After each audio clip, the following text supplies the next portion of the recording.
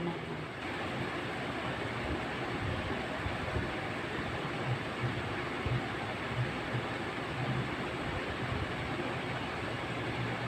Mag-relax ka na, bukas na lang, ha? Yes.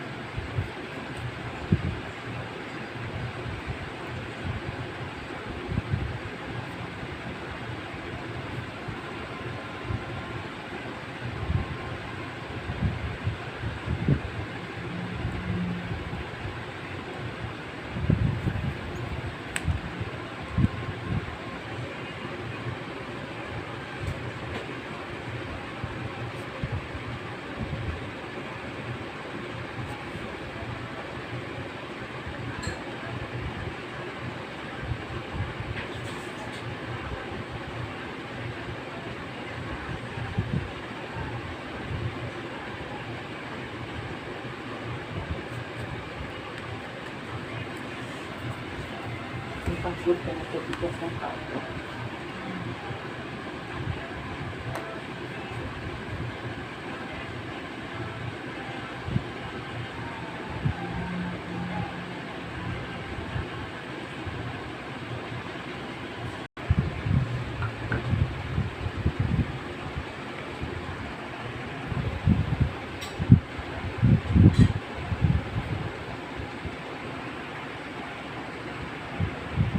Uwi kami, nakita ko, ilagay niya yung bulaklak ko sa kwarto. Kaya nung na laman ko na gano'n ang ginawa niya, na ilagay niya yung bulaklak sa kwarto, naisip ko na gusto rin niya ako dito kasi hinawakan yung bulaklak ng gumagapon tapos ilagay ko sa kwarto. Do you story never how we started when I isang simula ng aming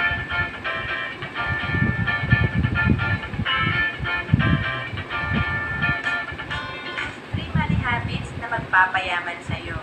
Una is manatiling simple sa pamumuhay. Importante kasi yung disiplina. Kagaya ng lahat naman tayo nagsimula sa mababang income, halimbawa 20,000 per month. Kung nakakapagtabi ka ng at least 10% ng kinikita mo, magiging habit mo to hanggang sa lumaki na yung income mo, magiging 50,000, 100,000 per month.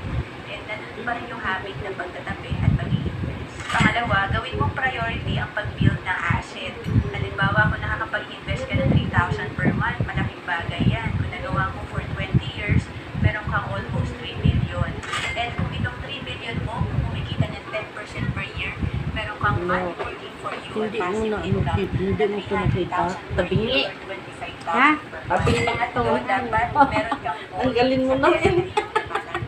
Importante kasi, pinupuno Hindi mo natin yung nakita. asset natin, hindi liability. Kasi madalas, sa utang tumutubo na yung pupunta yung ganyan pera ko? or sa expense. Kalyo So, yan. walang disiplina. Pero pag may disiplina Oh, ka, ang Sa sekreto ng ano mga yan, mayayaman, sa nabibuild Sinela? yung asset nila. Gusto namin. Kasi yung Bigas. natitirang income Sabi na nila, kalyo. pag tinabi nila, napapalago nila sa negosyo, sa mga mutual funds or investment.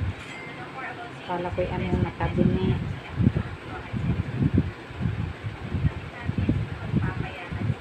Tigas yung sinasawat natin yan. Alin.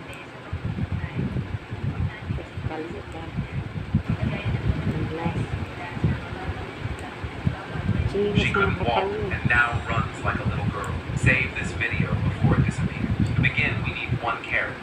Take a carrot and wash it well, then peel it and cut into small slices. Then add the carrot slices in the blender. Our second ingredient is lemon. Take a lemon and wash it well with water and baking soda. Then peel the lemon and cut into small slices. Also add it to a blender. Our third ingredient is orange. Take an orange and peel it, then cut into small slices. Add it to a blender. Our fourth ingredient is apple. Take 1 apple and peel it, then cut it into small slices.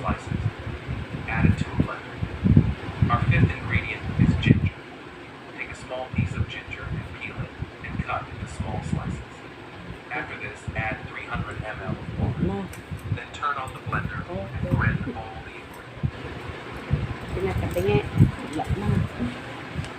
Hindi.